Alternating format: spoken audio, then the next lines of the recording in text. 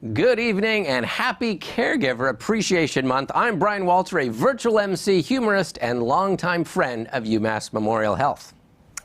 And I'm Monica Lowell, Vice President of Community Health Transformation for UMASS Memorial Health. And together, we're your co-hosts for tonight's virtual service recognition celebration, which is especially appropriate given this year's Caregiver Appreciation Month theme of gratitude. Tonight's event is all about thanking and honoring our caregivers across the healthcare system, reaching a milestone service anniversary in 2021 from 15 to 50 years of service. Now, for those of you who need some help with the math, that starts with 2006 and goes way back to 1971, before probably half of you watching right now were even born. Wow, Monica, can you believe that? No, it's unbelievable. We have a great program in store for you tonight, with messages from our president and CEO, Dr. Eric Dixon, and your entity presidents, milestone year trivia, then and now pictures from a bunch of this year's honorees, and a special video honoring our 50-year caregiver and musical performance, and an interview with viral sensation Dr. Elvis Francois, the singing surgeon. Yes, Monica, but before we turn things over to Dr. Dixon to kick things off officially, we'd like to watch you watching us, just like they do during Red Sox games. So you can see the watch slide on the screen there. Text us a watch pic that we can share. Now, to do that, take a picture of you with your smartphone, of yourself, or of a watch party that you're in, and text it to us at the number you see on the screen. At different times during the program, we'll kind of see if we can show as many folks on screen as possible, and it'll be fantastic. All right, back to you, Monica. And now, to officially kick off tonight's celebration, let's switch on over now to the university campus at the Medical Center to hear from the self-proclaimed proudest CEO in America, Dr. Eric Dixon, our jefe. Take it away. Good evening, and welcome to the 2021 Service Recognition Celebration. Tonight, we are here to celebrate you, our caregivers, and your service to our patients, to your co-workers, and to UMass Memorial Health. We are celebrating tonight 828 caregivers who are reaching a significant milestone of 15 or more years of service. Combined, you have 18,725 years of service. That's incredible. This year, quite frankly, should be officially called the Year of the Caregiver. Never in my career have I seen such an outpouring of love and support to our caregivers. Saying it is well-deserved is an understatement. What you've done this past year has been truly heroic. Think back to all that you have accomplished. Responding to the initial COVID surge last spring. Standing up the first field hospital in the state that became one of the busiest in the country. Implementing COVID testing for our communities. Responding to a second surge that was worse than the first, and doing so while also standing up a new vaccination program. And the list of accomplishments goes on. You have been brave, you have been fearless, and now I'll add my favorite new word, you have been relentless. You never gave up, even when that would have been the easy thing to do. Simply saying thank you isn't enough for all you have done to care for our patients and each other this past year. That is why we are here tonight, to show you, our caregivers who have been with us for many years, how much we value you now more than ever. Now let's get on with the show. We have an exciting evening planned for you, and I hope you'll stick with us to see my interview with Dr. Elvis Francois, who you may know as the singing surgeon, who was on the hit TV show, The Masked Singer. He'll be singing some great songs just for you. And if you have some time during the show, get your favorite beverage of choice to pour into the special glasses you received so that we can enjoy a toast together at the end of the evening. I'll see you again in a few minutes. I hope you enjoy the show. Thank you so much, Dr. Dixon. And you are right. Now we are going to celebrate you. Now, we're going to start with the 336 of you who are being honored for 15 years of service since 2006. And 135 of you being honored for 20 years of service since 2001. We're going to play a quick video highlighting all of you.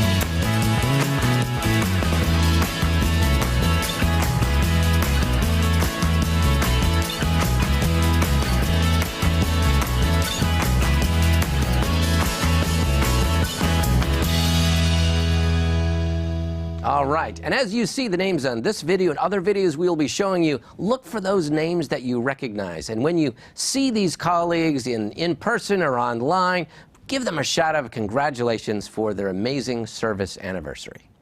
Now, over the past few weeks, we invited milestone honorees to submit a recent picture of yourself, as well as a picture of you from the year you started with UMass Memorial, and many of you responded. We call this segment Then and Now. Let's take a look at what a number of those celebrating 15 and 20 years of service looked like back then. All right, Monica, here we go. 2006, then and now. Check out those faces. You know, 15 years isn't too long ago. They're looking pretty much like themselves, I think, there. We got, Ann, Iris, Don. What do you think's going on with Audrey in that car? I'm not quite sure on that one, but that's kind of fun. Sounds like fun. And Erica didn't know it was Bring Your Devil Horns Mask to Work Day. I mean, that's fantastic there. And also, let's see, with 15 years, Jennifer, Maria, Paula, everyone's looking good there. Mayla, Erica, Dr. Charlene, Ruthann. Oh, check this out. Dave Smith from IT. 15 years ago, Dave with his son. 15 years later, his son is holding him. That's just incredibly charming.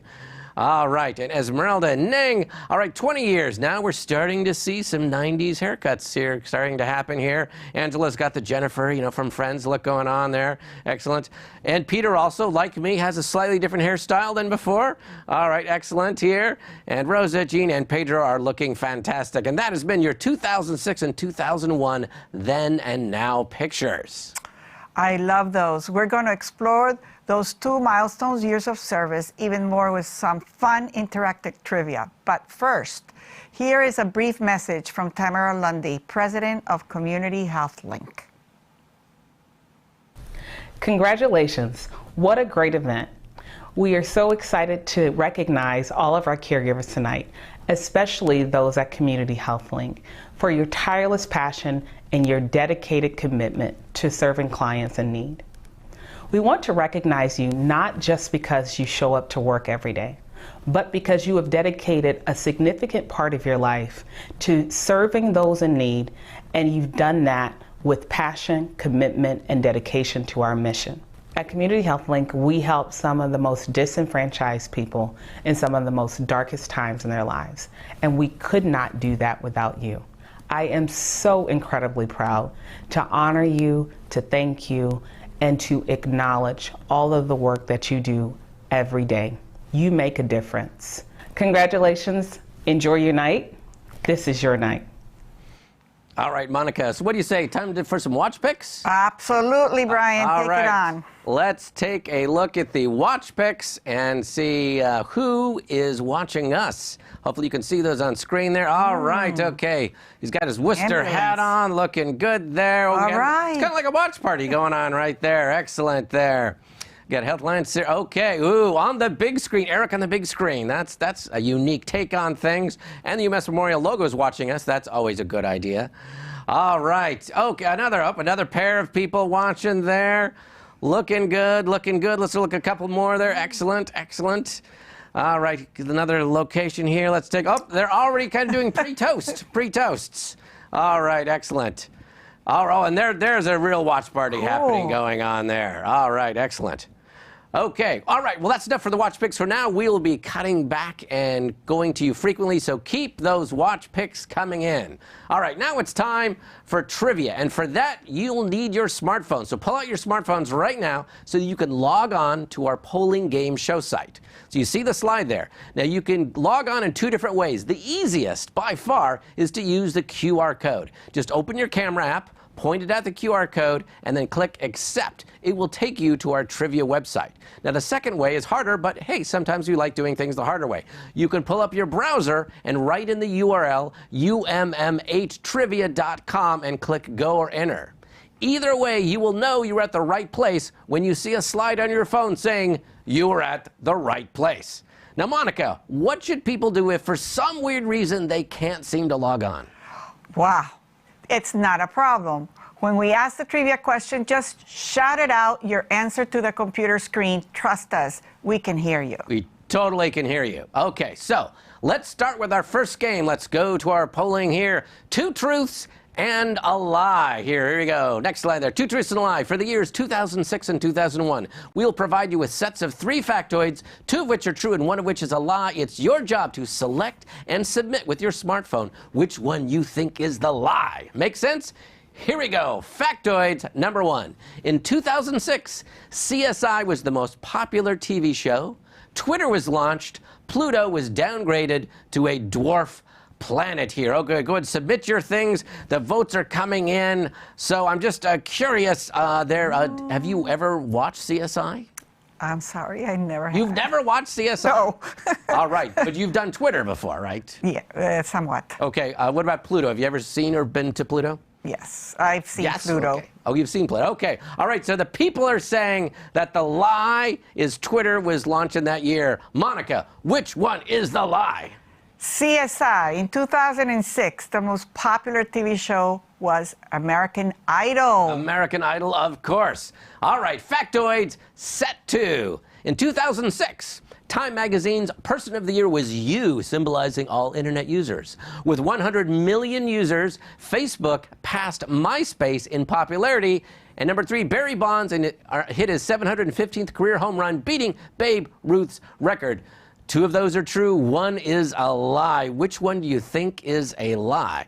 Well, so far, the people 100% believe the Facebook one is a lie. Oh, wait, some Barry Bonds there. All right, so Monica, which one's the lie? That would be Facebook. MySpace was still beating Facebook until 2008. That's incredible. Okay, now the votes got up. They weren't quite as sure as we thought they were at the beginning there. But those of you who did Facebook, you were so right. Okay, on to 2 truths and a lie for 2001. Here we go. In 2001, the most visited U.S. website was AOL.com. The Oscar for Best Picture went to Gladiator with Russell Crowe, and the top TV show was Friends. 2 of those are true, 1's a lie. Click and submit which one you think is a lie. All right, Monica, let's test you here. Have you ever seen the TV show Friends? No. No! No! Wow. Okay, did you see Gladiator with Russell Crowe? Absolutely. Oh, Russell Crowe. Love that. Right. Well, love that history. And did you ever have an AOL email? Not personally, but some. Is there a different way other than personally? Okay. All right, here we go. So pretty much our audience doesn't know, but a slight advantage is thinking that the lie is AOL. Monica, which one is the lie? That would be AOL. It was the 2nd most visited website in 2001. What was the most visited website? Was Yahoo. Remember Yahoo? Remember that? That was 2001. Okay, factoid set 2. In 2001, Wikipedia was launched, Dell became the world's largest PC maker, and the most popular baby names were Madison and Michael. Which one of those is the lie? Go ahead and put that in there. People are coming in there. Cool. All right, so you've been to wikipedia.com at least once, right? Absolutely. Okay. Did you ever own a Dell? Yes. Yes. Remember the Dell dude? Those commercials, kind of like a stoner guy. There was like, oh, you could buy a Dell. Wow. And of course, lots of baby names here. All right, so the people think that the lie are the baby names. Are they right, Monica? The baby names, the actual top baby names were Emily and Jacob. Which I think when you look at recent hires, pretty much there's tons of Emily and Jacobs. All right. All right, there you have it, the top trivia for 2006 and 2001, when 471 of our caregivers began their service at UMASS Memorial. All right, back to you, Monica. Dr. Elvis' 2-song performance segment is coming up. Okay.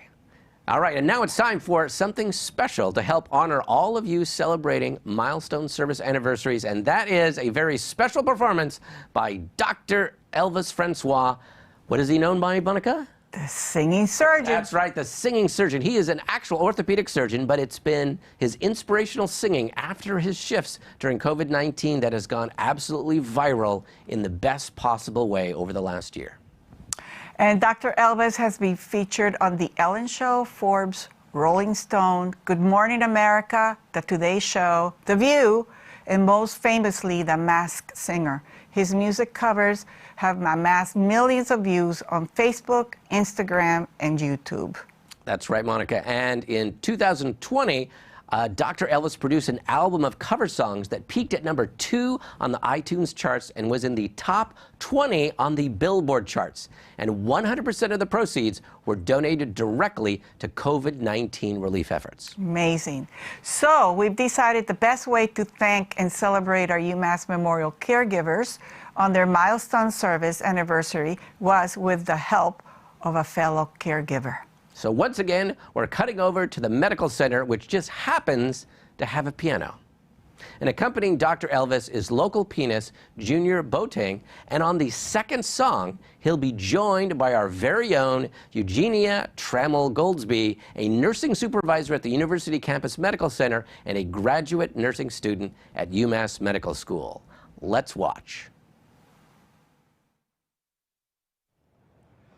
Hello, UMass Memorial. It's an honor and privilege to join you all today. I want to share some music and medicine with you all, and here's one of my favorite songs.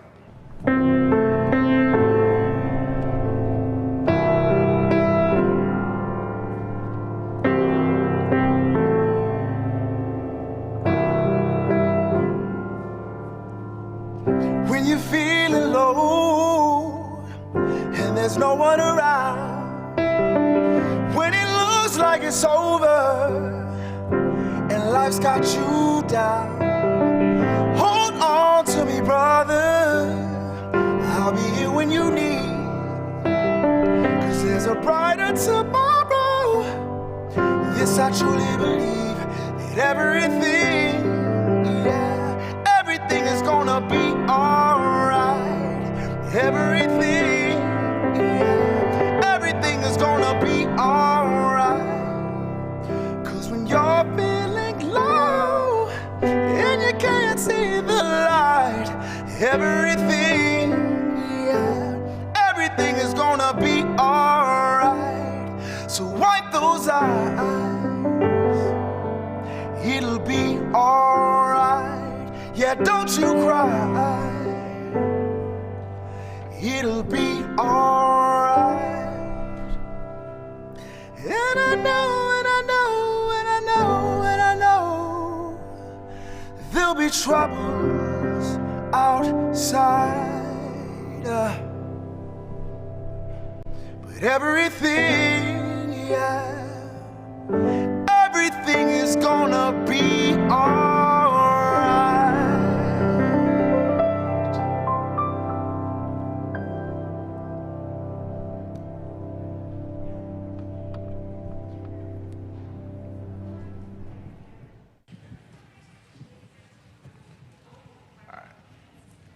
One, two, three.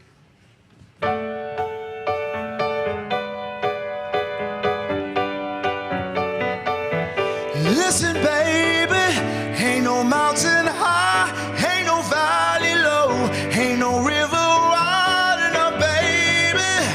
If you need me, call me, no matter where you are, no matter how far. Don't worry, baby, Just call my name, I'll be there in a hurry. You don't have to worry, 'cause baby, there ain't no mountain high enough, ain't no valley low enough, ain't no river wide enough to keep me from getting to you, baby. remember that day I set you free. I told you you can always count on me, darling. From that day on, I made a vow. I told you I'd always be there somehow. 'Cause baby, there Ain't no mountain high enough, ain't no valley low enough, ain't no river wide enough to keep me from getting to you, baby. Oh no, baby.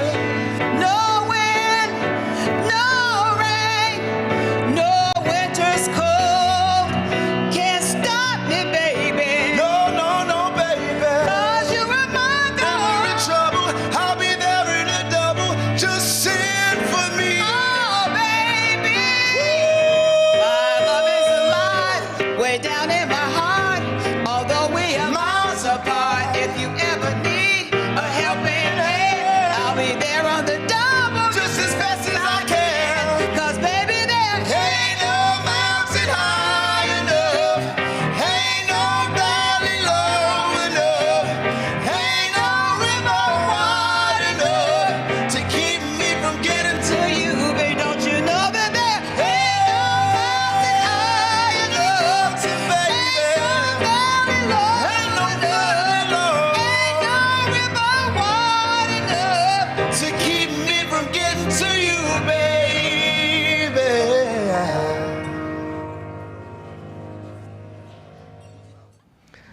Wow. So what do you think, Monica? Unbelievable.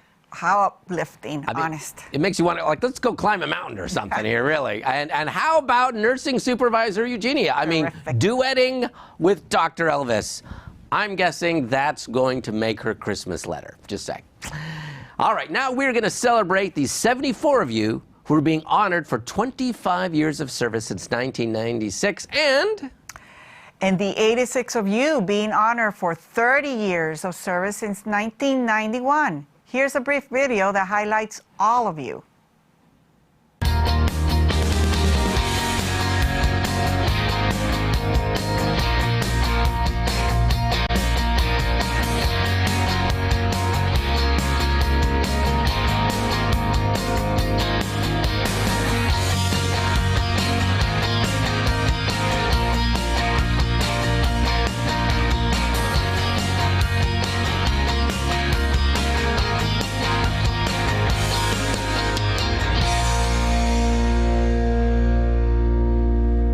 All right, Monica, you know what it means. It means it's time for some more.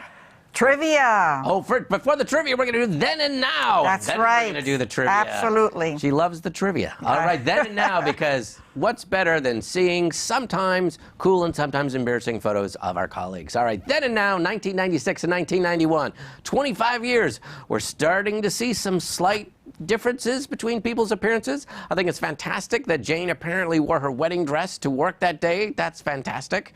All right. And check out Patricia and Margaret, those hats, those nurses' hats, were those required 25 years ago? I mean, right now, Anthony and Aaron are like, man, I want those hats. I want those hats. 30 years, 30 years. Wow. Now, what I think is great is you can see some people have the exact same facial poses. I mean, look at Donald and Richard. Exactly the same pose with their faces. That's amazing. All right. And also, check it out. Ming Pei has the most colorful picture out of anyone over the last 30 years. And that has been your then and now for 1996 and 1991. Back to you, Monica. Pretty cool. Okay, we will again be exploring these 2 milestone years of service with some trivia. But first, here's a brief message from Steve Roach, President of Health Alliance Clinton Hospital and Marlborough Hospital. I just want to take a few moments to say thank you for your years of service to our hospitals and to our community. The difference you have made for our patients makes a difference, and for that we're thankful for all that you do every day to make UMass Memorial Health a great place to work. All right. Thank you so much, Steve. And now time, Monica, for some more watch picks. Let's see who is watching us and where. All right, we've got our same group there. We've got our excellent. We've got there. We can't tell where, but we're seeing that. Looking good, looking good. That group, again, there, they get lucky on the cycling there because it's all random generators. All right, a new group there. Apparently shorts are called for. Excellent. There, watching in shorts here. All right, excellent. There we go. Do another 2 here. Do another 2. See who's watching us. Excellent. A nice fresh shot there. All right, who else is watching us? All right, is that like a giant man cave or something? That's fantastic. All right, and they're already getting a head start on the toast. All right, we'll be going back to our watch picks again, but right now it's trivia time again. Let's cut back to trivia. So pull out your smartphone. Again, if you joined us late and you hadn't logged on, there's still time. You can take your camera app, put it right over the QR code and click accept, or type in ummhtrivia.com on your browser, and it'll take you to where you need to be. All right, let's go to our trivia because we're playing 1996 and 1991 fact or crap. We will make a statement about a milestone year, and you will immediately respond if it's a fact or a crap that we made up. Here we go. First one. In 1996, the top holiday toy gift was Beanie Babies. Is that fact or crap? So, Monica, just out of curiosity, did you ever own, or the kids ever own a Beanie Baby? Absolutely, spend lots of money on them. I see. Now, you didn't actually clip off the tags because that was like the worst thing you could do. Some of them, yes. Some of them, yes. They're like, Mom! All right, 82% are saying fact. That was the top gift. Were they right, Monica? It's crap, Brian. Oh! The top toy in 96 was Tickle Me Elmo. I love that toy. Did you actually have one of those? Well, my kids did, and the hockey team did. They play for, so yes, I Okay. still have it. You still have it. That's cool and slightly creepy. All right, next factoid here. In a corporate April Fool's joke prank in 1996, Taco Bell created national outrage when it announced it had purchased the Liberty Bell. Is that a fact or a crap item that we made up? All right, the people are going in. More of them are tending to think it's a fact. Some are saying crap here. All right, Monica, is it a fact or crap that they did that? That's a fact. That is a fact. To clarify, it's a fact that they said they didn't. They, of course, didn't actually buy the Liberty Bell. Excellent. Moving on to our next milestone year. When the U.S. Department of Labor raised the minimum wage to $4.25 an hour on April 1st, 1991, many thought it was an April Fool's prank. Fact or crap? All right, the people are thinking that that's true. Most of them are true. Monica, are they right? That's also a fact, Brian. It's also a fact. Did you ever work for $4.25 an hour? No. Actually work for less. Maybe that means I'm old. All right. And now our second statement. In 1991, salsa sales surpassed ketchup sales for the first time ever. Is that a fact or a crap? Oh, the people aren't quite so sure about this. No, they're thinking that's crap. Vast majority think that's crap. What is the right answer? It's a big fact, It's Brian. a big fact. Salsa. And we're not talking about the dance. We're talking about the condiment there. All right.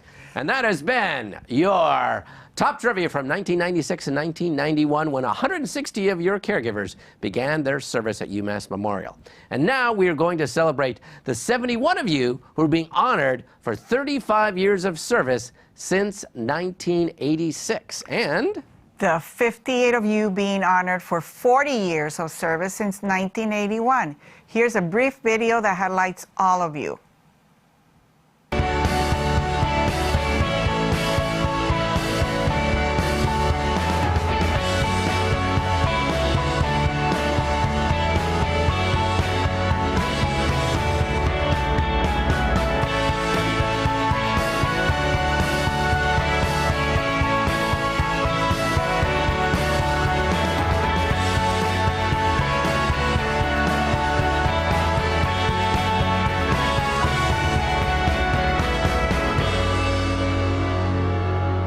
all right, it's great seeing all those names. And again, if you see a name of a colleague that you know, when you see them next in person or online, give them a congratulations. All right, you ready for some more Then and Now, Monica? Absolutely. All right, Then and Now, 1986 and 1981, and you know it's going to be fun because the years are getting long. Okay, check out those colleagues there. First, you got to see Beth there and got to hope, was that her badge photo back then? Let's hope so. That looks fantastic there. All right, here, and we're seeing some very 80s hairstyles. Very 80s, very 80s. That's fantastic there.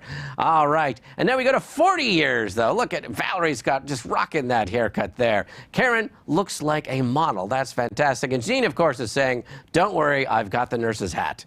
All right, and we've got Susan, Diane, and Sherry. Sherry also has got the nurse's hat. That's fantastic. And that has been your Then and Now for 1986 and 1981. Back to you, Monica. Wow. And before we jump into more trivia, here's a message from Dr. Shlomit Shaw, president of UMass Memorial Medical Group. I'm so pleased to have this opportunity to congratulate you on your long-time career at UMass Memorial Health. No matter if you deliver care directly to our patients or if you work behind the scenes to make each patient experience the best it can be, your work as a UMass Memorial caregiver is meaningful, valuable, and tremendously appreciated. The events of this past year have challenged all of us to rise higher than we ever thought possible. Your dedication and your commitment did not go unnoticed. So from the bottom of my heart to yours, thank you. Thank you for your compassion, thank you for your kindness, and thank you for your service. Congratulations. All right, thank you so much, Dr. Shaw. And let's do another Watch Picks shout out here. Let's kind of take a quick look, see if we have any new picks here. We're going to get some of the people who are just lucky in getting on. All right, we've seen that group there. All right, let's see, keep going there. All right. We're getting some love from the people. See, if you send in your picks, you get to be seen. That's right. All right, let's take a look at two more. Right, and we got that key. Like, I can't see who's watching, but it looks like a great location to be watching here. All right, cheers. All right, it's back to trivia time. Pull out your smartphones again because it's time to play the 1986 and 1981 milestone multiple mania here. All right, let's go to our polling slide. Here we go. Let's go to our first one here. When Apple...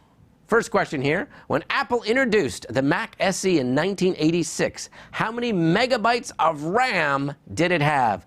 20, 10, or 1 megabyte? You know, it's wild, Monica. I actually owned one of these, the Mac SE. It was like the most amazing device ever. And of course, I mainly used it for computer games initially, you know, and word processing here. All right, so the people are deciding. No one's thinking it's got 20 megabytes. Some are thinking 10, a little more are thinking 1 megabyte. What is the correct answer for 1986? Well, How many Brian, megabytes? it's 1 megabyte was all the Mac SE needed in 1986. Nicely done. You only needed 1 megabyte. Word documents are now more than 1 megabyte. That's amazing. All right, next question here. What was the top grossing movie of 1986? Was it Top Gun, Ferris Bueller's Day Off, Rocky IV? Monica, have you seen all three of those movies? No. All right. Have you seen Ferris Bueller's Day Off? Absolutely not. Have you seen Rocky IV? Nope. Rocky III? Nope. Rocky II? Nope. Rocky? 1, yes. Okay. And what about Top Gun? Absolutely, many times. Oh, many times. That's her jam. Okay. What is the correct answer, Monica? 1986 top grossing movie? Top Gun. Top Gun. And isn't it amazing? 35 years later, the most anticipated movie being released this fall is? Top Gun. Top Gun, because Monica has a need for speed. Okay, second question. Which of these TV shows premiered in 1986? Alf, Matlock, Designing Women, LA Law, The Oprah Winfrey Show. Have you seen any of those TV shows, Monica? Once in a while, Oprah. Yeah. But not really, not anything else. You were never like a Matlock fan? Nope. Okay, Alf, remember Alien Life Form, the little puppet guy? People are like, wow, what's that? Millennials are like, what the heck is an Alf? All right, so pretty much no one really knows for sure except they don't think it was Matlock. What is the correct answer, Monica? Oh, Brian, it's a trick question. Trick question. They all premiered in 1986. Oh, they're hating us now. That's right, they all premiered in 1986. Now a couple of people are saying Matlock. Okay, all right, on to 1981. Let's go on to 1981. What was one of the highest covered media stories in 1981? Prince Charles and Lady Diana got married, the Rubik's Cube was launched and became a global craze, and MTV goes on the air with 24/7 music videos. Which one of those was the highest covered media event? All right, Monica here. Were you ever a big MTV gal? Nope. Nope. Did you ever watch them? Nope. Okay, she's not into music video people. Okay, but you seem like you were someone who had a Rubik's Cube. I had a Rubik Cube for sure. Could you solve it? I got close. Did you ever do it blindfolded?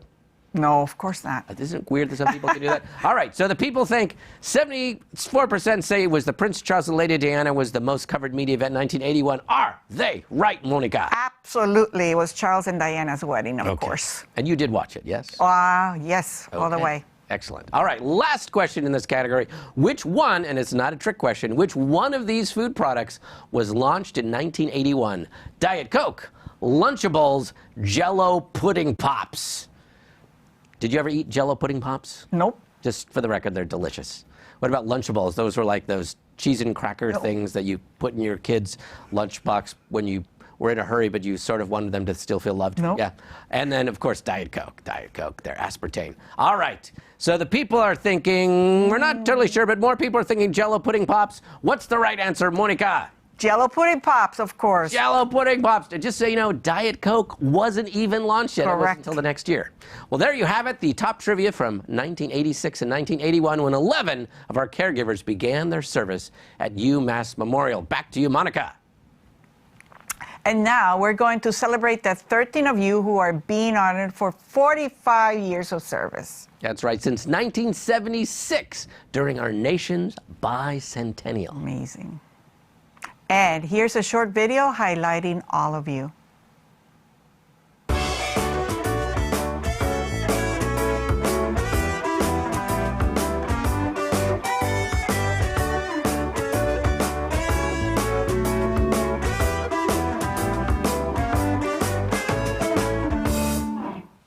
right, Monica, they should be honest. You guys were kind of rocking out to that at home a little bit. Monica definitely was. I was trying to keep up with her. All right, so 2 of our honorees sent in their 45-year-old then and now pics. Are you ready? It's pretty brave considering we're talking the 70s people. All right, here they are. Wow, look at that. I mean, one thing I see right away is, once again, the awesome nurse's hat that Kathleen was probably thrilled to be sporting at the time. I wonder if those were mandatory back then. So what do you notice, Monica? Just the glasses. The glasses. Now, I noticed that, except for the glasses, Mary looks pretty much exactly the same as she did 45 years ago. She clearly uses the UMass Memorial Wellness Program. Absolutely. We need to copy her. And now, before we jump into our final trivia segment, here's a brief message from Dr. Michael Gustafson, president of UMass Memorial Medical Center. Gratitude is the perfect word for how I feel tonight. First, I am so thankful for each of you and your many years and decades of service as part of our amazing UMass community of caregivers. Second, I'm so grateful for all that you do for our patients and their loved ones day in and day out, bringing skill, expertise, innovation, warmth, and most importantly, compassion to every single encounter.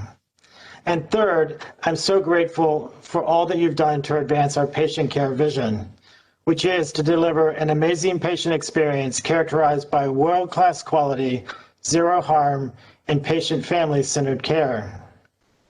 May each of you celebrate many, many more service milestones as part of our warm UMass family. With deepest gratitude, I extend my sincerest congratulations. Many thanks. All right, thank you so much. All right, now we're going to shift our trivia challenge just a bit. Pull out your smartphones. We're going to now play 1976, Who Is It?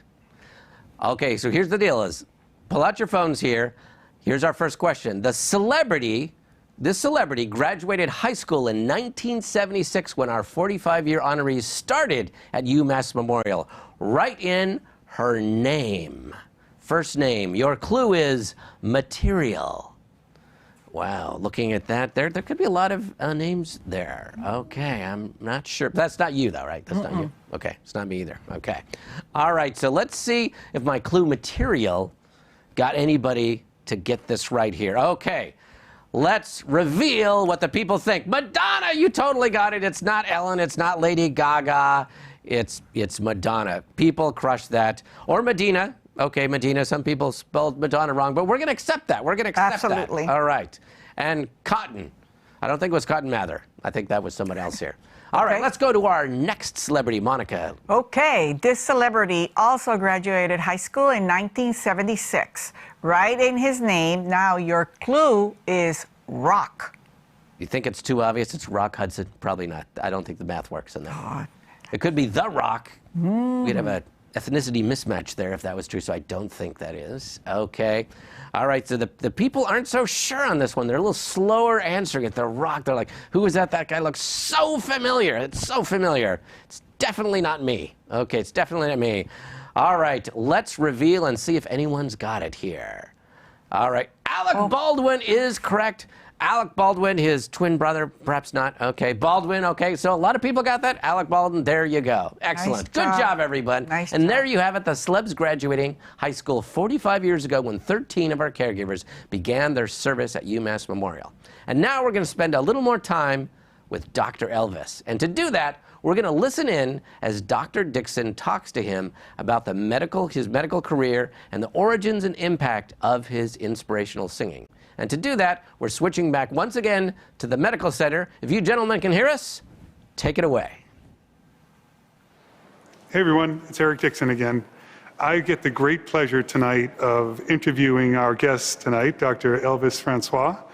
And this has been something we've done the last couple of years as we've gone virtual to the event, and I really enjoy getting to know our presenter.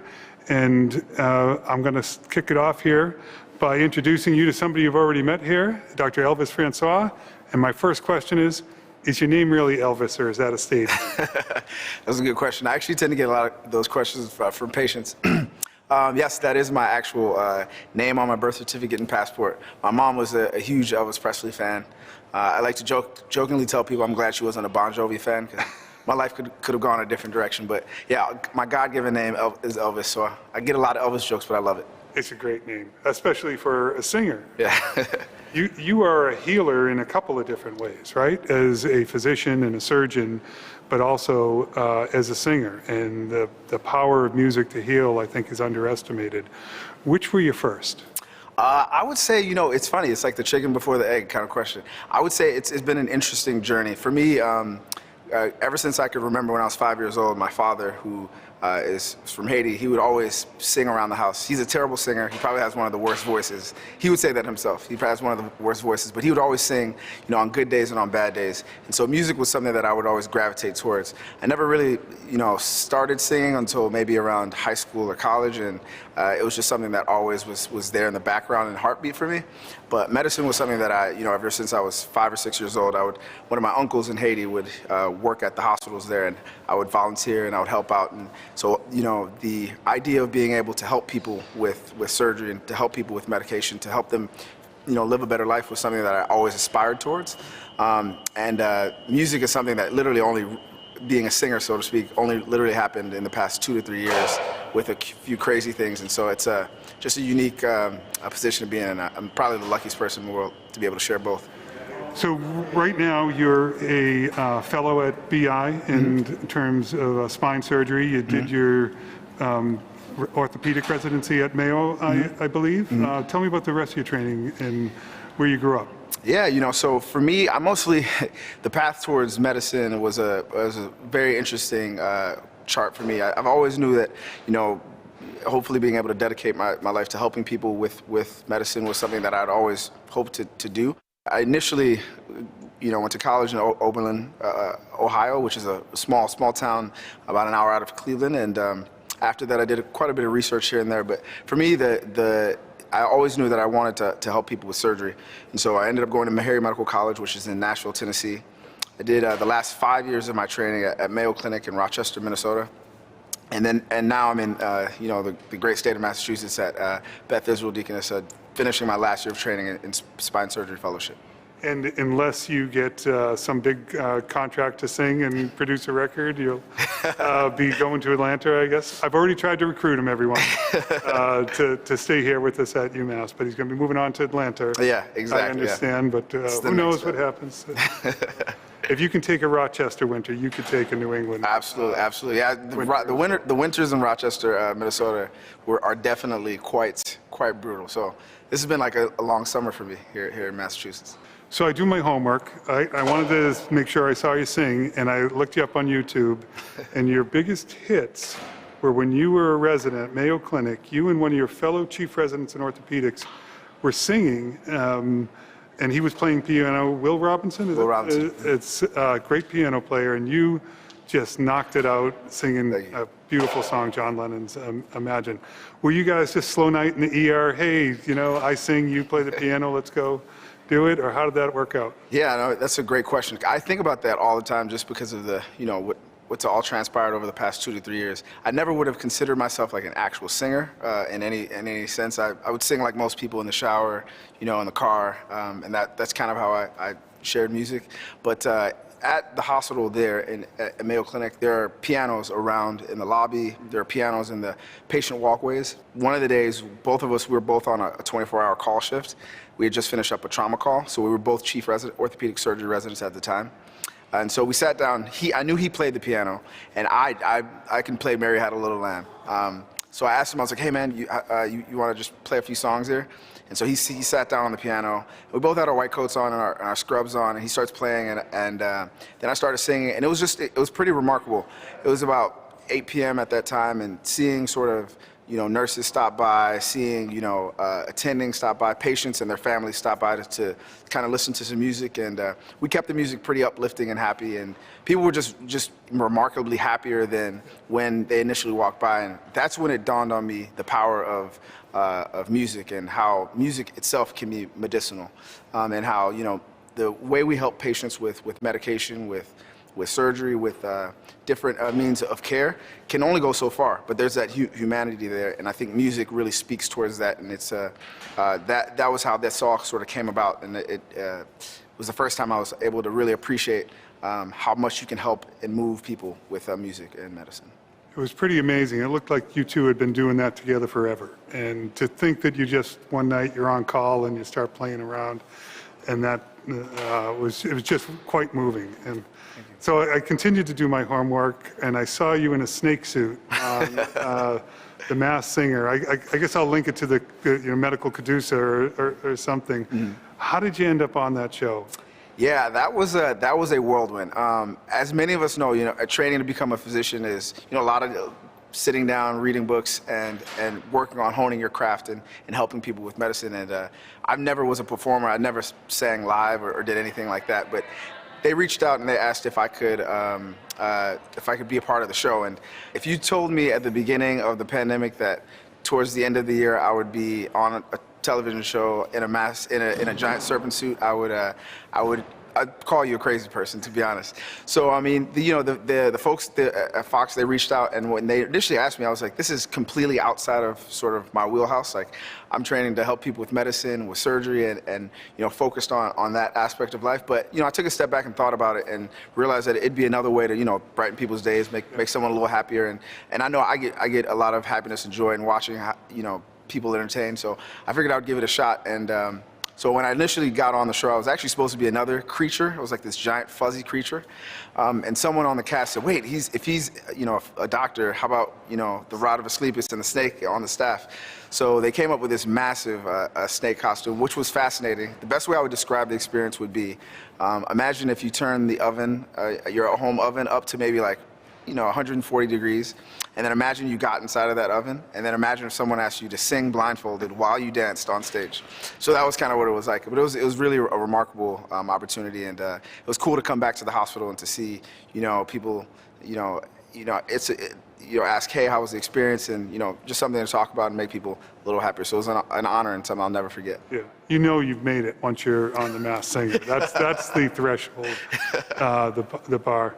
I always look for, when I do the interviews, something that I have in common with the person that I'm interviewing. Last year I was talking to Ricky, and it turned out we both had 3 older sisters, which means you have 4 mothers when you're growing up as a kid, and it has a lasting impact on you. You don't have 3 older sisters by any chance, do you? No, I don't. But I did notice that you were named one of the sexiest man alive for People magazine, and I thought that might be something we had in common. I checked the list. Believe it or not, I'm not on the list. But maybe next year. And tell me about that experience. Is there like a sexiest man alive party that you get to go with? Get to go. That's funny. They actually mentioned that you were at the top of the list, but like they couldn't get your email or something like that. So maybe that's why you didn't hear from them. That's pretty funny. To be honest, I had no idea. I literally scrubbed out of a case. And because they posted it on their social media, and one of the nurses was like, "Oh, did you know anything about this?" And I looked at it and I was like, "This is," I was kind of speechless. To this day, it was definitely one of the cooler things to have happen, especially because I had no idea it was going to happen. But yeah, I think there was an asterisk next to me, and it said, "Only here due to unprecedented times because of COVID." So maybe that's why I made the list. I don't believe that. The makeup artist that did you was like taking her time. That's how Nicole over there. And I got to ask, are you single? Are you in a relationship? It's funny. I spend 80 to 100 hours at the hospital, so I'm pretty single. I like to say I'm married to medicine, but otherwise I'm single. Yeah, I'm married to medicine. Well, good. All right, you heard it here first. So the last thing I want to talk about is COVID-19, right? So you're finishing up your residency in Mayo, July, I'm assuming first, you're getting out. You're moving over to a fellowship. Here in Massachusetts, we were in a lull at that time between surges, really. And then you come in, you start, second surge hits, you're trying to get through your training. They probably messed up the OR schedules. I don't know if they've redeployed you to different areas and different tasks. During the whole COVID crisis. For all of us in medicine, we were asked to do things in large part we'd never been asked to do before. What impact has that had on you? And as you look forward through the rest of your career, What impact do you think it'll have moving forward? Yeah, you know, I think it's a very this past year and a half to 2 years for all of us has been pretty remarkable, and I don't think anyone could have expected or imagined, you know, having had to go through something like we've gone through, and we're still sort of in the midst of it. For me personally, it was, you know, when Dr. William Robinson and I sat down and we did a cover of the song Imagine, I had no idea the impact and the reach that it would have, you know, and the most remarkable thing about it was, you know, getting messages from, you know, colleagues in you know, California or New York, or you know, a nurse in Italy who's, you know, has 10 patients in the ward and is struggling to take care of them. I think what I've learned the most about all of this was that each of us has a role to play to help those who can't help themselves. And for me, you know, I'm humbled. I can't say enough how humbled I am to have been part of, you know, this process of being able to use music as a way to brighten people's days. I think beyond that, the other thing that I've been most impressed by is coming to the hospital, and usually at a hospital, and I would imagine most people who are listening are in some way or form helping people through healthcare. And you know, when we're used to being in a position of knowing what the diagnosis is or how to help people or how to take care of our patients. But, you know, physicians at the beginning of the pandemic didn't know what medications, you know, were the best to prescribe. There was uncertainty not only in being a patient, but uncertainty being a provider. But I think the most unique thing about where we've been the past year is to come to the hospital and see, you know, a nurse from a different background, as the anesthesiologist, as, you know, the attending surgeon, as the medical student, everyone from all different walks of life focused on finding a way to help not only that patient who's there, but, you know, finding cures for vaccines. So I think this past year has shown us how powerful humanity can be when we all come together. You know, to come up with a vaccine in less than a year and to have administered it to, you know, more than 30% of the population, it's a modern miracle. And I think that what we've learned from this is that when people come together from all walks of life on a common good goal, I think it's amazing what we can do. And I think that's been the most hopeful thing for me in where we are now. And nobody ever said, that's not my job. Right. You know, I had our neonatologists taking care of 90-year-olds because they were experts in ICU care. Right. Exactly, and I think that's beautiful. That's beautiful. You know, I hope we carry that forward too. And I think that's what we can all learn from this, is what happens when we all work together towards a common cause. Yeah. Well, this has been remarkable. It's been an absolute pleasure to listen to you. You're going to sing another song for us here tonight. And we can't thank you enough for being here, and we wish you luck with both of your careers. Thank you, Elvis. I really appreciate that. Thanks for having me, and I look forward to definitely working with you all in the future. And all of you out there, hopefully you find a way to use some music or whatever your gifts or skill sets are to make the world a little bit better. And for those that are watching, you're going to get to hear Elvis sing one more song, Rise Up.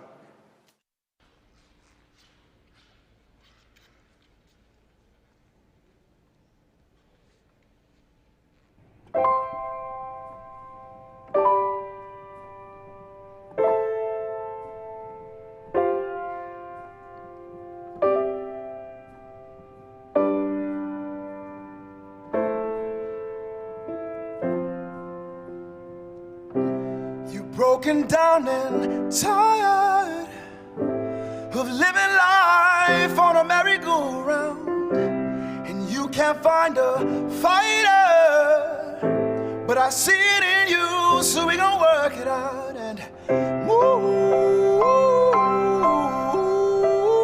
mountains, move mountains, yes.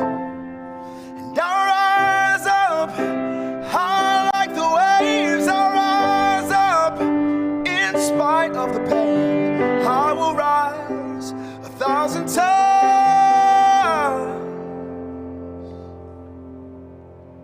When the silence isn't quiet and it feels like it's getting hard to breathe, and I know you feel like dying, but I promise you we'll take the world to its feet and move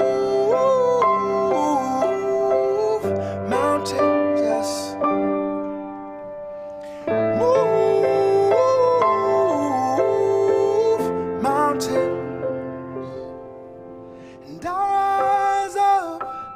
I like the waves that rise up in spite of the pain. And I'll do it 1,000 times again. I will rise. I like the waves, I will rise. In spite of the pain, I will rise 1,000 times.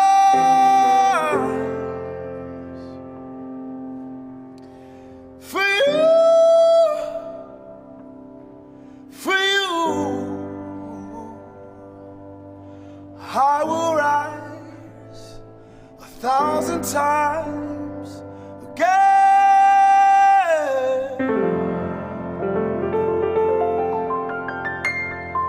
For you.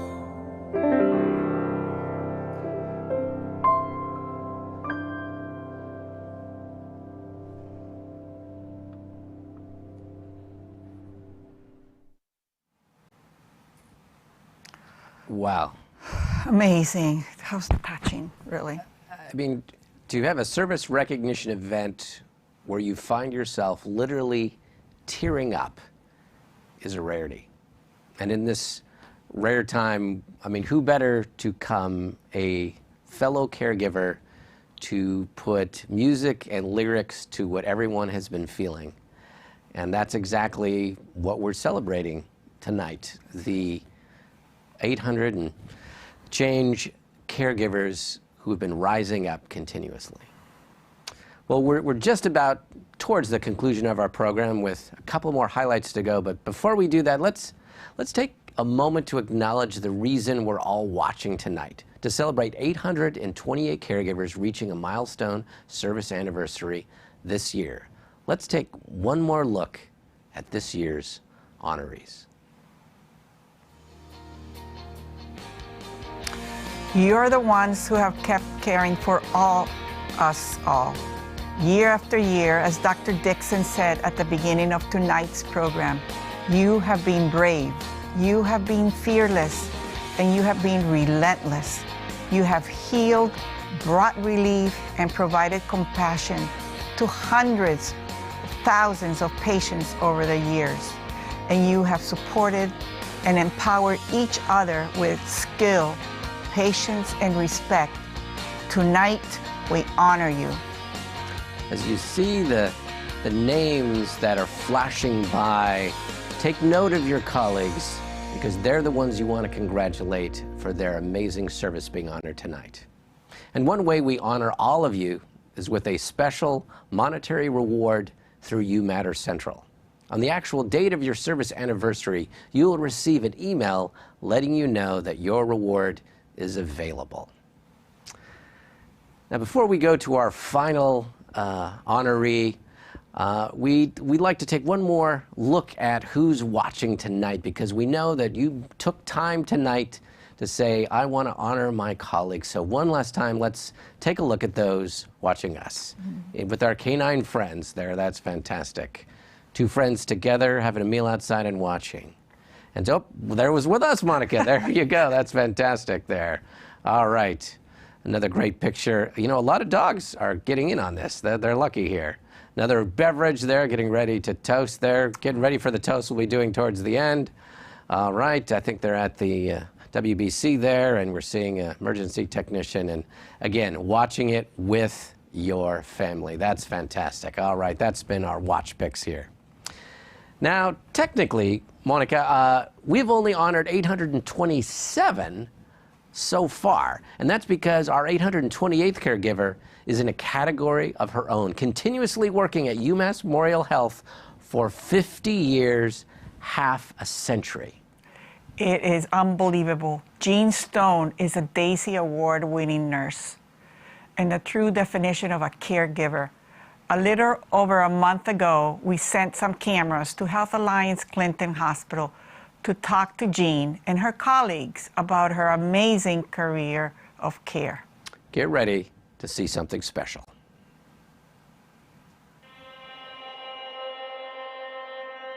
My name is Jean Stone, and I've been here for 50 years. I started in 1971.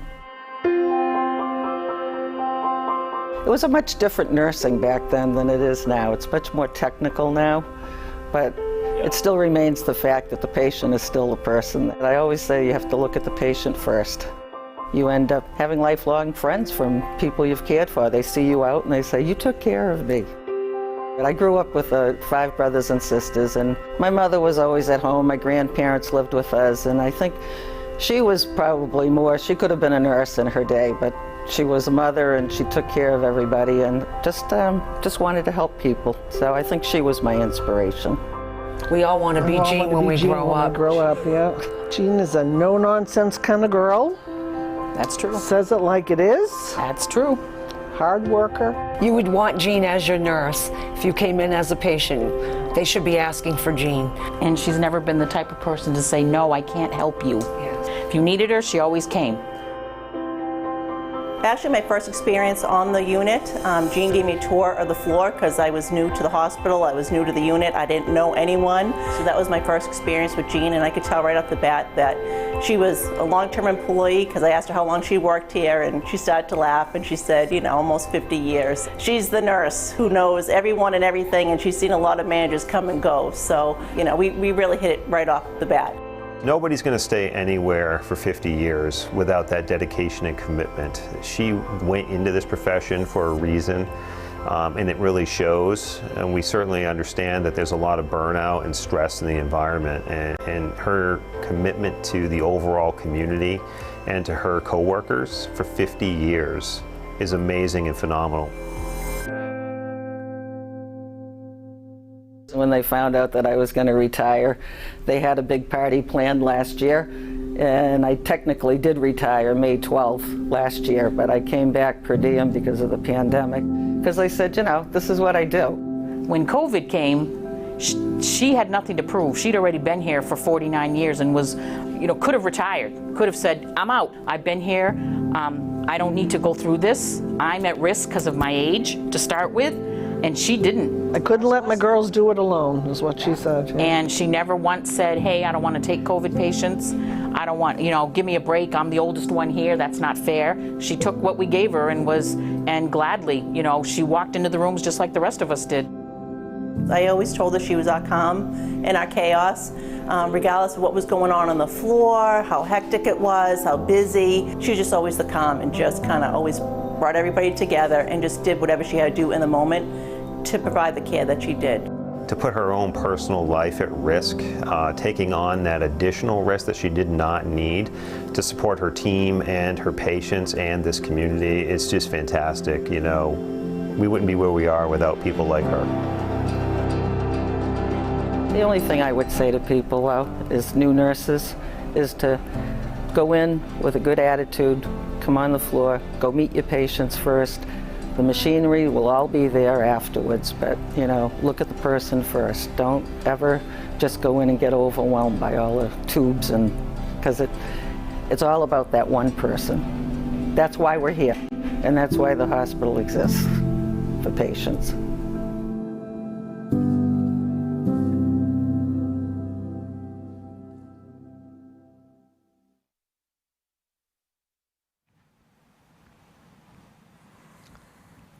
Jean said, it's all about that one person. That's why we're here. Tonight we've been able to make some celebrations and to truly acknowledge our honorees tonight. And so we're going to turn things over to Dr. Dixon to bring us home and literally toast all of you. Dr. Dixon, if you can hear us, back to you. I hope you enjoyed this year's celebration. We had a jam-packed night that I hope leaves you feeling very proud to work for UMass Memorial Health. Even though we are a large organization, we have a strong sense of family throughout all of our entities. We truly care about each other. We love each other. And like other families, we may have our tough moments, but we're always there for each other. Thank you for being there when we needed you most this past year. And more importantly, thank you for being there for our patients. Now more than ever, it takes everyone every day to care for the communities we serve. So I hope you had time to get your favorite beverage. For me, I've got sparkling cider. Dr. Elvis, are you ready? Ready. All right. This past year has been the greatest challenge of our lives. My hope for you is that you never have to live through anything like this again, and that you never forget what we have accomplished together. Thank you for taking great care of our patients and each other. Here's to you. Have a great night.